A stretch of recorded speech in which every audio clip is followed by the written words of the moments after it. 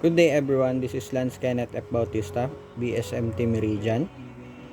Master Station. Master Station is a designated location on a vessel where all crew and passenger are required to gather in case of an emergency.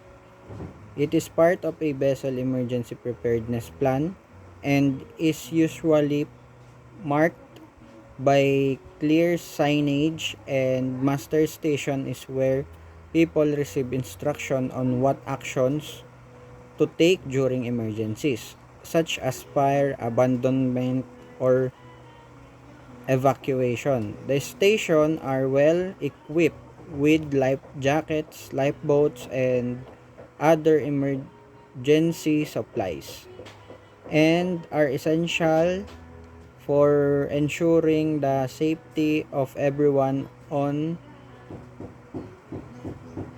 board in case of a crisis.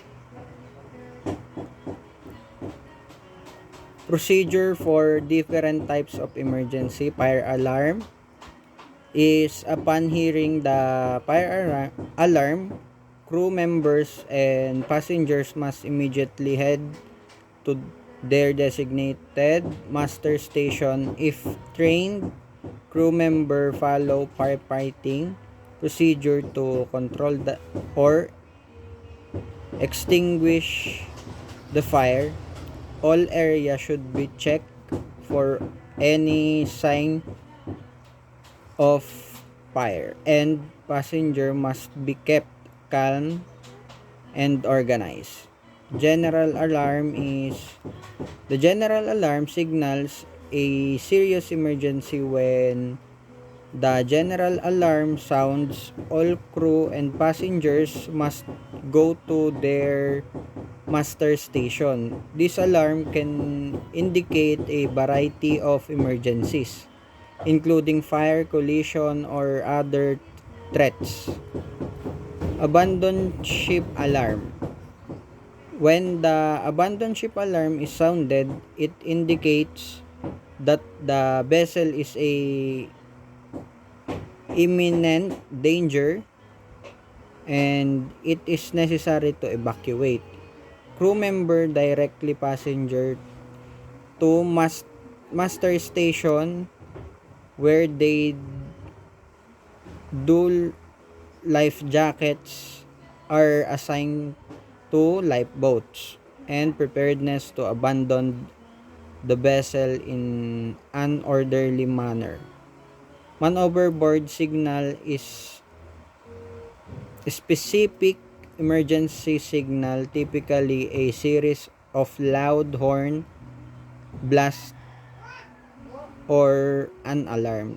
The crew must immediately initiate the man overboard recovery procedures, which may include turning the ship around and deploy rescue boats or the rescue operation. Crew member keep the overboard person in sight and provide assistance as quickly as possible.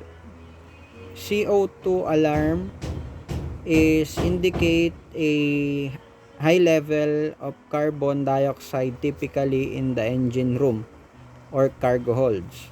If the alarm goes off, crew member should be evacuate the affected area immediately, as a CO2 is hazardous.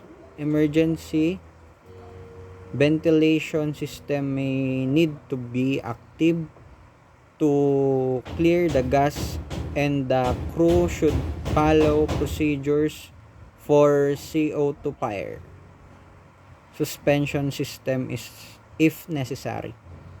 Engineer's call.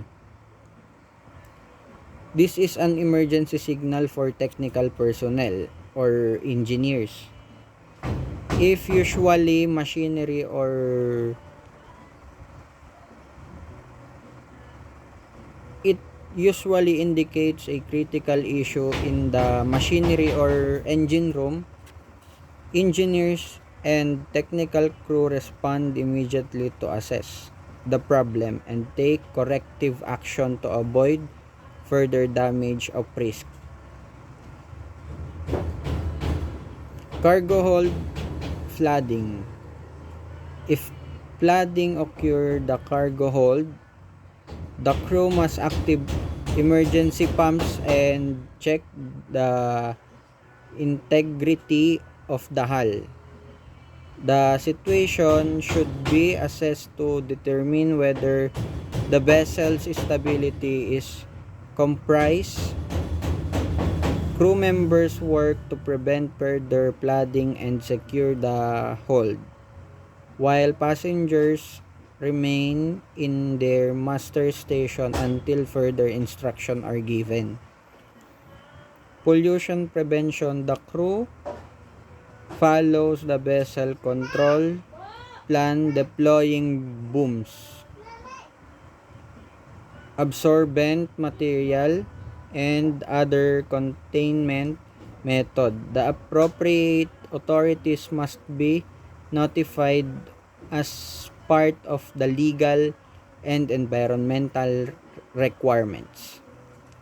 Engine room flooding. If the engine room floods, the crew must quickly assess the situation, active bilge pump, and isolate any affected areas. And this is the importance of training and drills.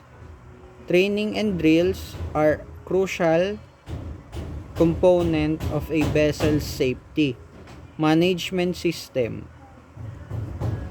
They ensure that the crew knows how to respond quickly and effectively in the event of an emergency. Thank you.